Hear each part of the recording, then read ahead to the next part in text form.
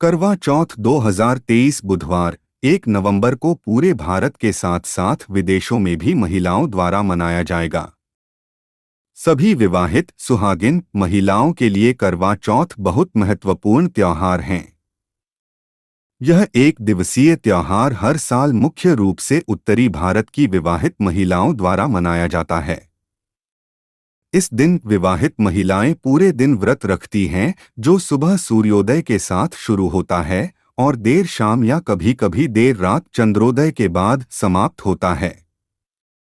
वे अपने पतियों की सुरक्षित और लंबी आयु के लिए पूरे दिन बिना पानी और बिना भोजन के बहुत सख्त उपवास रखती हैं।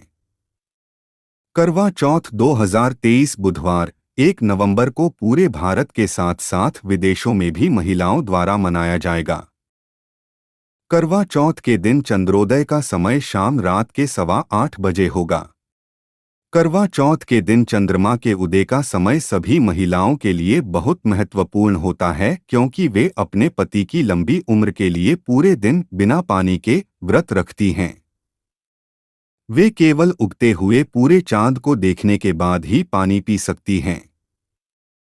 ऐसा माना जाता है कि चंद्रमा को देखे बिना व्रत अधूरा होता है और महिला न तो कुछ खा सकती है और न ही पानी पी सकती है।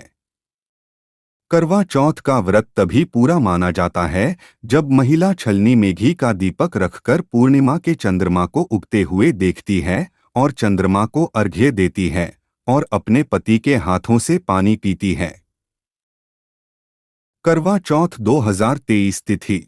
इस वर्ष कार्तिक मास के कृष्ण पक्ष की चतुर्थी तिथि 31 अक्टूबर मंगलवार को रात्रि 9:30 बजे से प्रारंभ हो रही है। यह तिथि अगले दिन 1 नवंबर को रात 9:19 तक रहेगी। ऐसे में उदया तिथि और चंद्रोदय के समय को ध्यान में रखते हुए करवा चौथ का व्रत 1 नवंबर 2023 बुधवार को रखा जाएगा। करवा चौथ पूजा विधि। करवा चौथ के दिन सूर्योदय से पहले उठकर स्नान करें। इसके बाद मंदिर की साफ सफाई करके दीपक जलाएं। फिर देवी देवताओं की पूजा करें और निर्जला व्रत का संकल्प लें। शाम के समय दोबारा स्नान करके जिस स्थान पर आप करवा चौथ की पूजा करने जा रही हैं, उस स्थान पर गेहूं से एक फलक बनाएं और फिर चावल को पीसकर उस पर करवा का चित्र बनाएं। इसके बाद 8 पूरियों की अठवारी बनाकर उसका हलवा या खीर बनाएं और ठोस भोजन तैयार करें। इस पावन दिन शिव परिवार की पूजा अर्चना की जाती है। ऐसे में पीले रंग की मिट्टी से गौरी की मूर्ति बनाएं और उनकी गोद में भगवान गणेश को भी बिठाएं।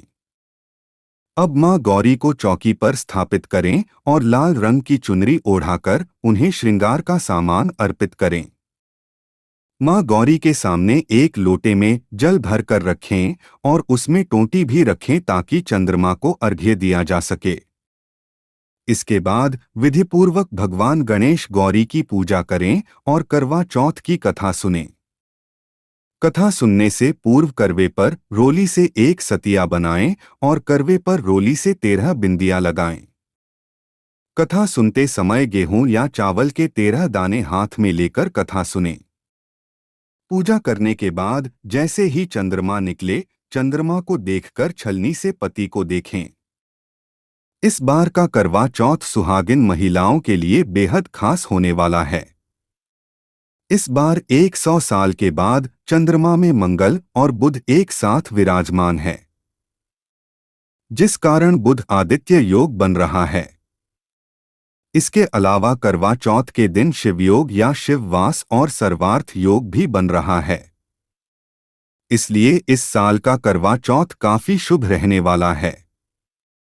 जो महिलाएं इस दिन व्रत रखकर चंद्रमा को अर्घ्य देंगी, उनकी मनोकामनाएं जरूर पूरी होंगी।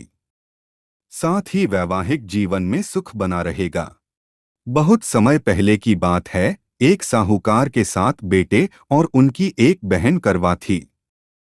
सभी 7 भाई अपनी बहन से बहुत प्यार करते थे, यहाँ तक कि वे पहले उसे खाना खिलाते और बाद में स्वयं खाते थे। एक बार उनकी बहन ससुराल से मायके आई हुई थी।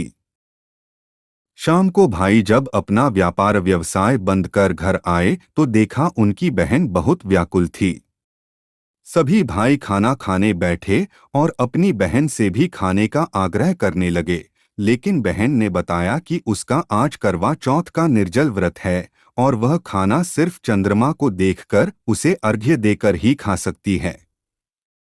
चूंकि चंद्रमा अभी तक नहीं निकला है, इसलिए वह भूख प्यास से व्याकुल हो उठी है।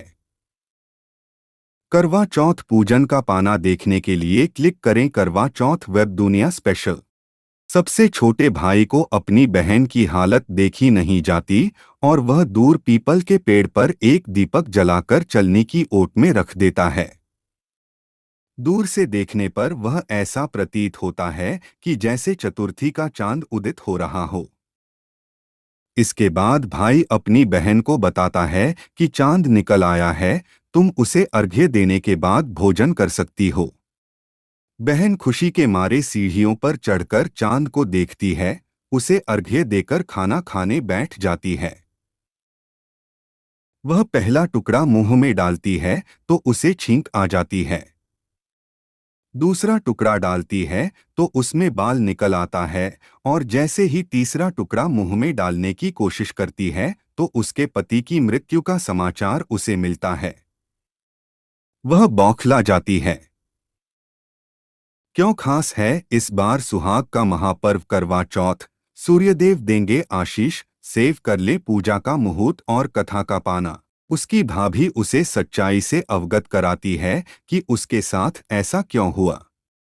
करवा चौथ का व्रत गलत तरीके से टूटने के कारण देवता उससे नाराज हो गए हैं और उन्होंने ऐसा किया है।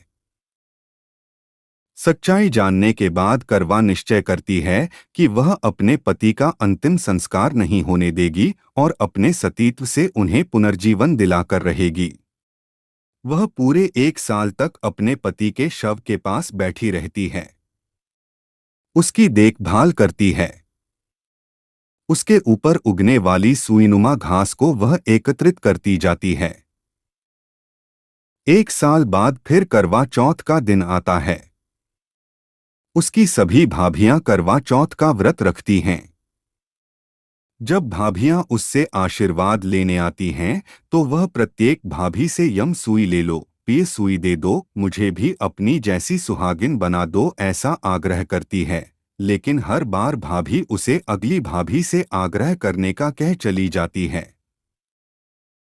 इस प्रकार जब छठे नंबर की भाभी आती है तो करवा उससे भी यही बात दोहराती है।